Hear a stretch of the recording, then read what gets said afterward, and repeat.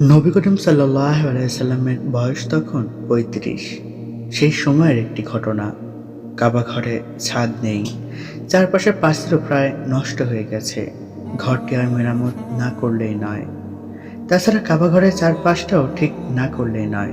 একটু বৃষ্টি হলেই পানি জমে যায়, চারদিকে নোংরা আর আবর্জনা এসে জমা হয়। এক বিশ্রী অবস্থা তখন সৃষ্টি হয়ে যায়। মক্কার সকল গোত্রের লোকেরা পরামর্শ সভায় বসল, কাবাঘর মেরামতের জন্য সমস্ত আয়োজন করল। নিজেদের মধ্যে কাজ ভাগাভাগি করে নিল। অল্প সময়ের মধ্যেই ঘর মেরামতের কাজও শেষ করে ফেলল। কিন্তু গোলমাল বাঁধল হাজরে আসওয়াদ নিয়ে। হাজরে আসওয়াদ মানে কালো পাথর। কাবা ঘরেই এর স্থান আগেও ছিল, এখনও আছে।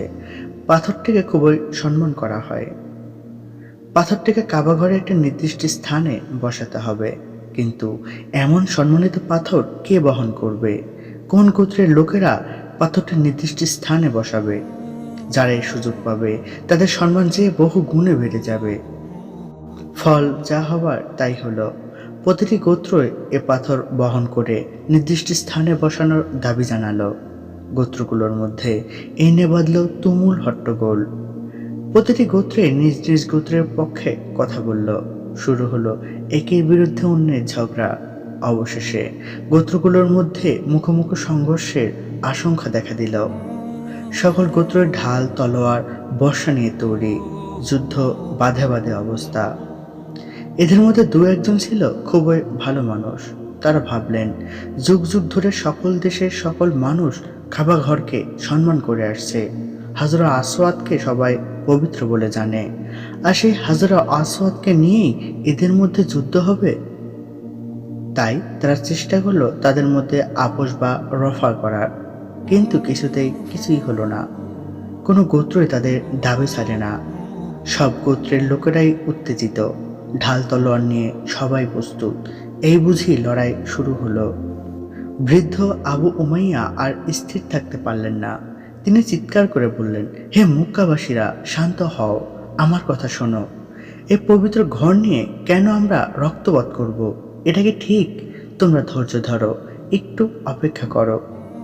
সকলে শুনল তার কথা, বুঝল সত্যি এই পবিত্র ঘর নিয়ে ঝগড়া ফসাদ করা ঠিক না। কিন্তু সমস্যার সমাধান কোথায়? হাজরা আসওয়াদ কে বহন করবে? বৃদ্ধ প্রস্তাব করলেন, যে ব্যক্তি কাল ফজরের কাবা ঘরে আসবে সেই এই ফয়সালা করবে। সে যে ফয়সালা দেবে আমরা সকলেই তাই মেনে নেব। সকলে বৃদ্ধের প্রস্তাবে রাজি হলো। পরদিন ফজর। কাবায় আগমনকারী প্রথম ব্যক্তির জন্য সবাই অধীর আগ্রহে অপেক্ষা করছে। প্রত্যেকের মনেই তখন চিন্তা, যে আসবে সে কে? কেমন লোক হবে সে? কোন পক্ষেই বা সে রায় দিবে? তার ফয়সলা যদি সকলের পছন্দ না হয় তাহলে? এমন সময় সকলে একসঙ্গে চিৎকার করে উঠল, ওই যে আল আমিন আসছে, আবদুল্লাহর পুত্র নবী করিম সাল্লাল্লাহু আলাইহি সাল্লাম আসছেন। আমরা নিশ্চয়ই তার ফয়সালা মেনে নেব। নবী করিম সাল্লাল্লাহু আলাইহি সাল্লাম কাবা ঘরের চত্বরে এসে হাজির হলেন। সকলেই তাকে ঘিরে দাঁড়ালো। গোত্রের সর্দাররা তাকে সমস্ত ব্যাপার বুঝিয়ে বলল ঝগড়ার মীমাংসা করে দিতে হবে। নবী করিম সাল্লাল্লাহু আলাইহি সাল্লাম দেখলেন ব্যাপারটা খুবই জটিল। অল্পতেই যুদ্ধ শুরু হতে পারে, আর একবার শুরু হলে আর রক্ষা নেই। যুগ যুগ ধরে চলবে এই রক্তপাত। তাছাড়া হাজরা আসওয়াদ নিয়ে যুদ্ধ বাঁধবে, এটা তো ঠিক নয়। তাতে যে কাবা ঘরের পবিত্রতা নষ্ট হবে। ইচ্ছা করলে তিনি পাথরখানা ঘরের নির্দিষ্ট স্থানে রাখতে পারতেন। যে সম্মানের জন্য এত বিবাদ, সেই সম্মানের সবটাই তিনি নিজে গ্রহণ করতে পারতেন, কিন্তু তিনি তা করলেন না। কেননা যশ খ্যাতির কোনোই লোভ ছিল না নবী করিম সাল্লাল্লাহু আলাইহি সাল্লামের। তিনি চান সমস্যার সমাধান। তিনি বিবাদ মীমাংসার পথ ঠিক করে ফেললেন। প্রতি গোত্র থেকে একজন করে প্রতিনিধি রাখলেন। প্রতিনিধিদের নিয়ে হাজরা আসওয়াদের কাছে গেলেন। তারপর মেঝেতে একখানা চাদর বিছালেন। নিজ হাতে পাথরখানা তুলে চাদরের উপর রাখলেন। গোত্রের সর্দারদের বললেন, আপনারা চাদরের এক এক প্রান্ত ধরুন। পাথরটি যেখানে রাখতে হবে সেখানে নিয়ে চলুন। কারো মুখে কোনো কথা নেই। সবাই নীরবে নবী করিম সাল্লাল্লাহু আলাইহি সাল্লামের নির্দেশ মেনে চলল। যেখানে পাথরটি রাখতে হবে সবাই সেখানেই দাঁড়ালো। নবী করিম সাল্লাল্লাহু আলাইহি সাল্লাম নিজ হাতে পাথরখানা নির্দিষ্ট স্থানে রেখে দিলেন।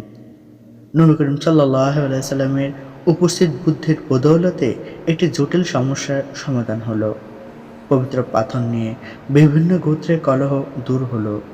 কারো মনে কোনো ক্ষোভ থাকলো না। সবাই সন্তুষ্ট হলো তার মীমাংসায়। নবী করিম সাল্লাল্লাহু আলাইহি সাল্লামের বুদ্ধির পরিচয় পেয়ে সবাই মুগ্ধ। নবী করিম সাল্লাল্লাহু আলাইহি সাল্লাম এভাবে প্রত্যেকটা মানুষকে সাহায্য করেছেন। আল্লাহ তাআলা আমাদেরকে ক্ষমা করুক এবং আমরা যেন নবী করিম সাল্লাল্লাহু আলাইহি সাল্লামের দেখানো পথে চলতে পারি।